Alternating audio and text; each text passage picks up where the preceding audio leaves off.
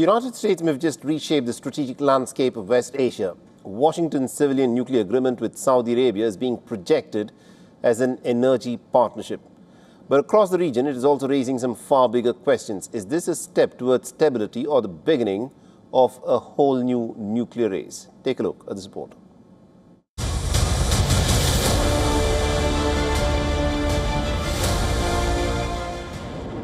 Iran is being bombarded for the past 5 months.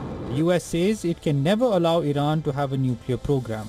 But Washington is now making a nuclear deal with Saudi Arabia. What is being presented as a civilian nuclear agreement could end up redrawing the strategic map of West Asia. Right now, in the region, there is only one nuclear power. Israel has 90 nuclear bombs as per the latest report of SIPRI. Though officially, Israel has never accepted having a nuclear weapon. Now the US has signed a civilian nuclear deal with Saudi Arabia aimed at helping the kingdom develop nuclear energy as part of its long-term economic diversification plans. But the announcement has triggered immediate concerns in Israel.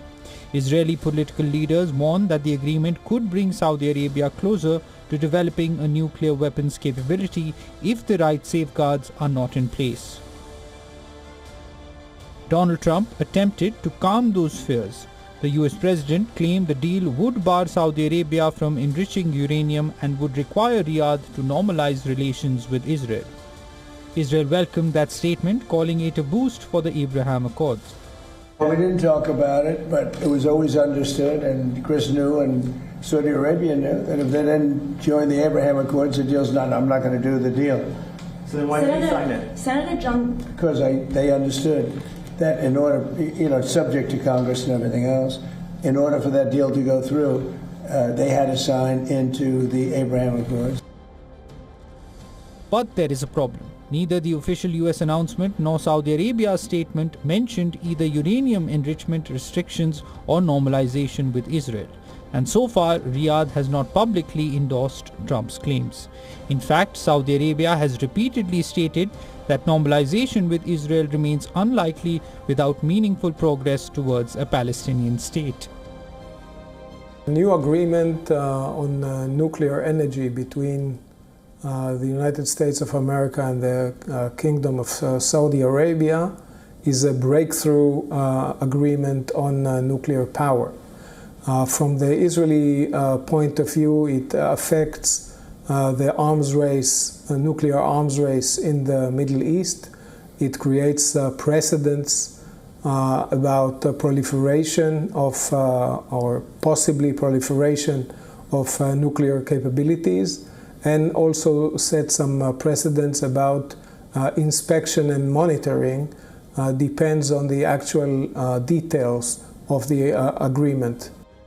Since the Gaza war, the political cost of recognizing Israel has risen sharply for the Saudi leadership.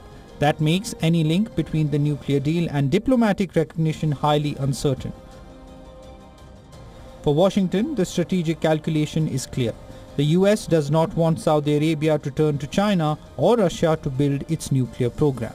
Keeping Riyadh within the American security architecture is seen as a key geopolitical objective.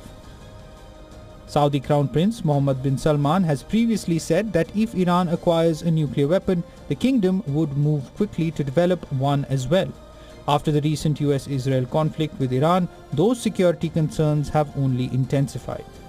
And there are questions over the extent of the International Atomic Energy Agency oversight.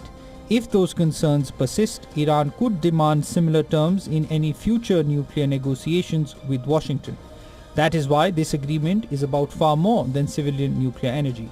If Saudi Arabia and Iran move closer to nuclear capability, other regional powers, including Turkey and Egypt, could face pressure to follow.